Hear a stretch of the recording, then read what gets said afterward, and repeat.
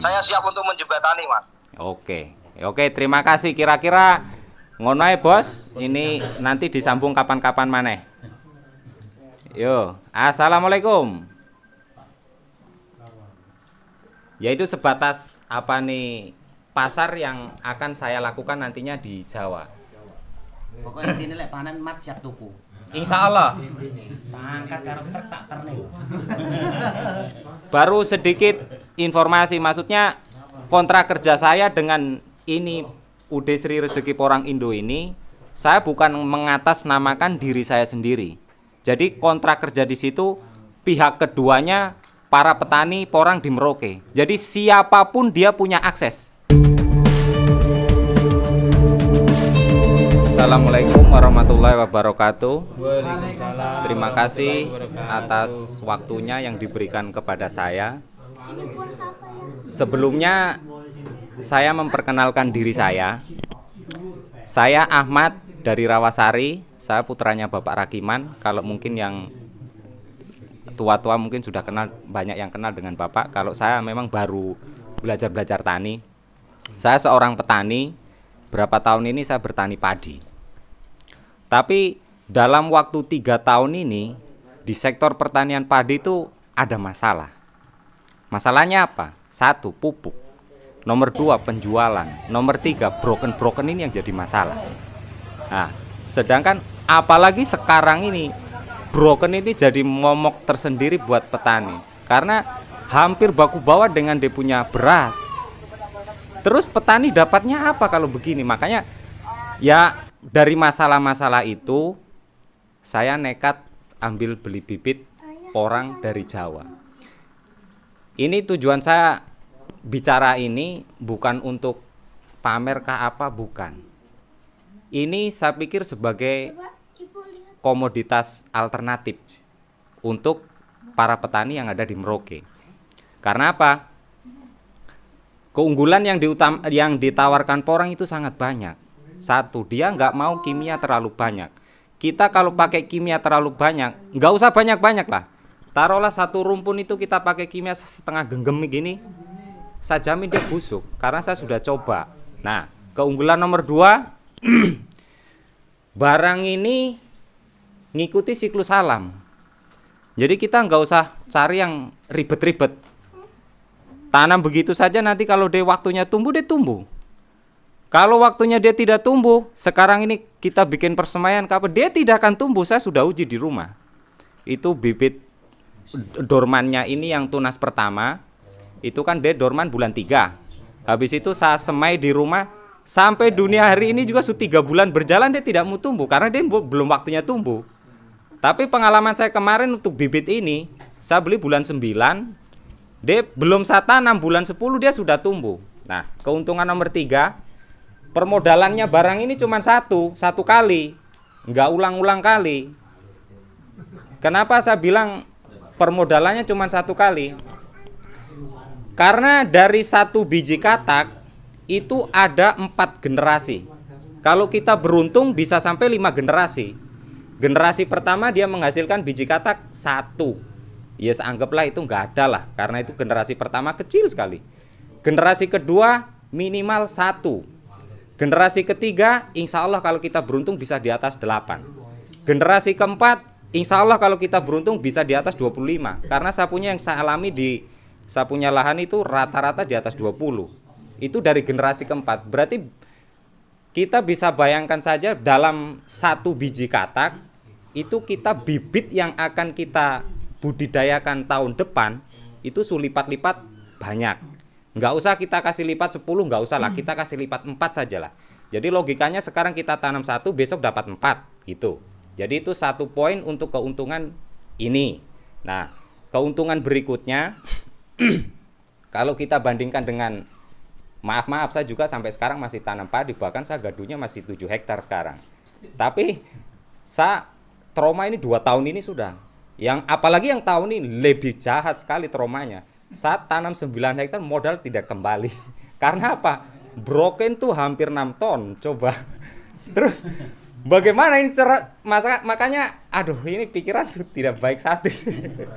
Nah, kita kembali ke porang lagi. Apa nih porang ini keuntungan berikutnya, kita waktu manennya jelas pas musim panas. Nggak mungkin waktu musim hujan banyak dia mudorman, itu kayaknya nggak mungkin. Dia musim panas. Ya keuntungan di musim panas jelas satu. Kalau kita di istilahnya kayak padi, itu waktunya panen kan dia harus potong. Dia terlambat 1 bulan saja berarti kita hancur. Dia tidak jadi beras lagi, dia kembali ke tanah. Kalau ini tidak. Nantinya kalau harga pas bulan 6, taruhlah kita sekarang sudah waktunya dorman semua. Bulan 6 kita sewaktunya dorman, kita sewaktunya panen. Tapi harga jual ini tadi jatuh. Kita bisa tahan, biar kita tidak bongkar yuk aman. Tunggu bulan 7. Bulan 7 masih tidak baik, kita tahan saja itu aman. Yang penting satu tidak jamuran. Yes, dan seterusnya. Nah, keuntungan berikutnya lagi, porang ini mempunyai nilai jual yang cukup, istilahnya kalau bagi saya petani bagus lah. Istilahnya nggak terlalu ya kayak yang saya rasakan sekarang ini, karena memang saya basicnya petani padi juga tekad-tekatan. Nah, sekarang ini harga per sekarang ini di Jawa sana itu kena 7.000. Tapi kita sudah istilahnya baku koneksi dengan pabrik, baku koneksi dengan itu, dengan petani yang ada di seluruh Jawa sana. Itu mereka bilang nggak mungkin harga porang di bawah 5.000. Kalau kalkulasi saya sebagai petani, porang ini biarpun harga Rp1.000, nggak ada titik rugi untuk petani. Karena apa? Setiap satu gelondong begini biji katak itu bisa sampai 10 biji katak lagi yang akan kita kembangkan. Jadi di mana ruginya? Jadi kita modalnya cuma 1 kali, tapi berikut tanamnya itu banyak kali dan banyak-banyak hektar juga. Nah itulah makanya saya istilah tadi malam Pak Yus datang ke rumah bicara-bicara begini ya oke lah saya bicara. Cuman waktunya sayangnya cuman sedikit, itu yang agak kesusu-susu kalau jelaskan. Jadi kira-kira segitu saja lah. Ini saya coba cuman lawaran, istilahnya dari alam itu kita begitu. Saya coba yang pakai kimia bagaimana, yang saya pakai abu sekam bagaimana, yang saya kasih asli tanahnya itu bagaimana. Tapi alhamdulillah tanah di Merauke sini saya berani jamin cocok. Yang penting satu, jangan ditanggul. Karena saya kemarin uji coba ditanggul tuh uang 2 juta hangus. Tidak dapat ditanggul, dia tidak mau hidup karena saya pikir itu asamnya tinggi karena tanah dari dalam toh. Makanya saya sarankan ya kalau memang itu ya nanti belakang-belakang insya Allah dalam waktu mungkin 1-2 minggu lagi saya akan datang ke kampung sini. Saya mau bertemu dengan Pak Kepala Kampung, minta waktunya untuk ya saya bicara-bicara supaya lebih agak ke dalamnya lagi. Kira-kira sebatas perkenalan dari porang ini karena waktunya juga dibagi-bagi. Oh ada pertanyaan monggo. Sudah tanam berapa hektar Mas? Porangnya? Kalau posisinya yang saya tanam itu sebetulnya bibit yang saya pesan kemarin tuh 5.000. Cuman 1.000 gagal di tanggul saya, 1.000 gagal di bapak. Nah jadi yang hidup sekarang sekitar 3.000. 3.000 itu saya cuman perlu lahan tuh kalau orang bilang 16. iya setengah wolon. Setengah wolonnya gak kebak. Karena 1.000 itu cuma 2 gulutan, panjangnya 100 meter itu turah.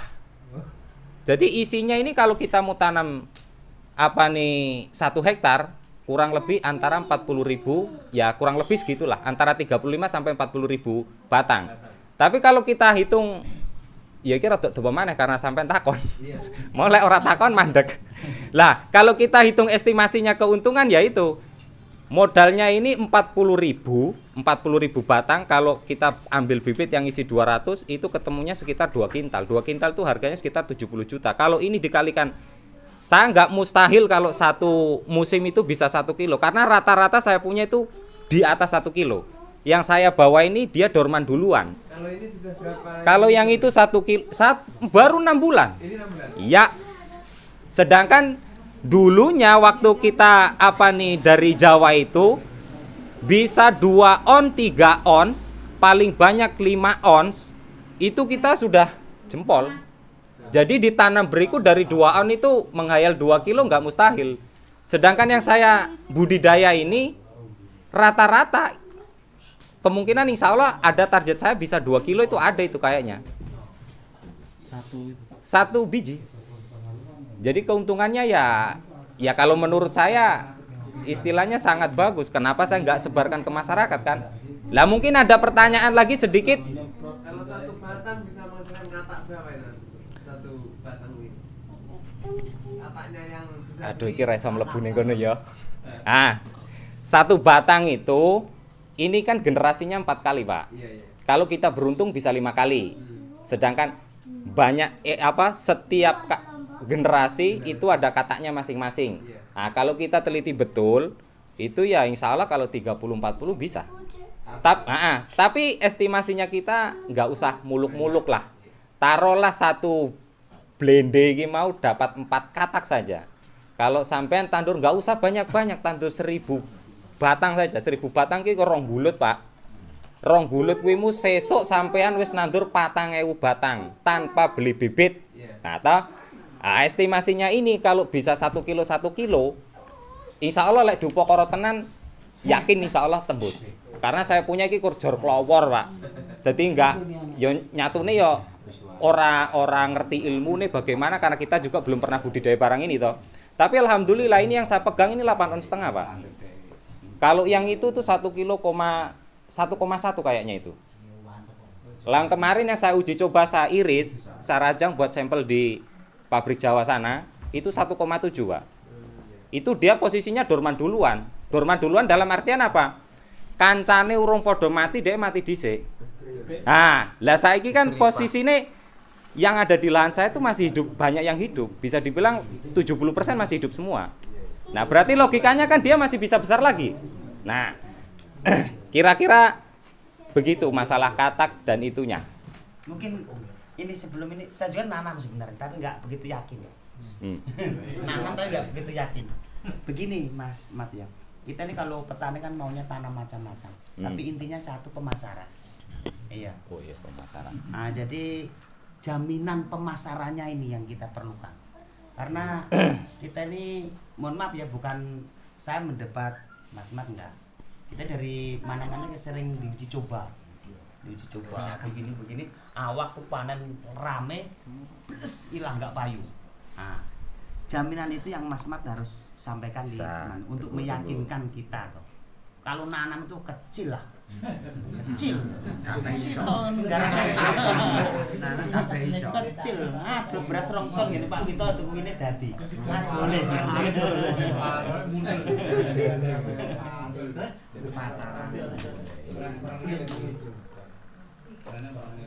Baik, masalah pasar begini, Pak. Mudah-mudahan ini nanti saya bisa hubungi ya. Maksudnya untuk meyakinkan semua, kalau MOU-nya sudah kepegang saya nggak perlu telepon ini orang. Maksudnya ini dia salah satu pengolahan porang di daerah Purworejo. Dia supplier dari sekitar 11 pabrik yang ada di Jawa Timur, Jawa Tengah. Makanya saya kemarin memberanikan diri, istilah urung duwe tanduran tapi menggebung-gebungan, karena kita berpikirnya jangan sampai kayak karet, jangan sampai kayak iki. Nah, di iki posisinya hari Jumat kemarin kita punya kontrak itu tadi sudah ditandatangani direkturnya, terus dikirim lewat pos. Tapi kebetulan belum sampai di rumah saya. Ya nggak ngerti, mungkin Senin atau Selasa, kita tunggu saja nanti bagaimana toh. Nah, ini masalah pasarnya begini. Pasarnya porang ini tadi ke muka saya sudah ucapkan, kalau basah per hari ini itu 7.000, antara 7.000-an itu kan, itu ngikuti rendemen awal bulan 6 ini. Karena di dalam sini ini bisa dibilang 60% air. Nah, kalau rendemen airnya sedikit, otomatis daya jualnya dia akan naik. Karena glukomanan yang diambil di sini otomatis dia semakin banyak. Logikanya kan begitu. Jadi tahun kemarin saya ikuti porang-porang ini, dia harga puncak-puncaknya harga itu bulan 8, bulan 9, bulan 10.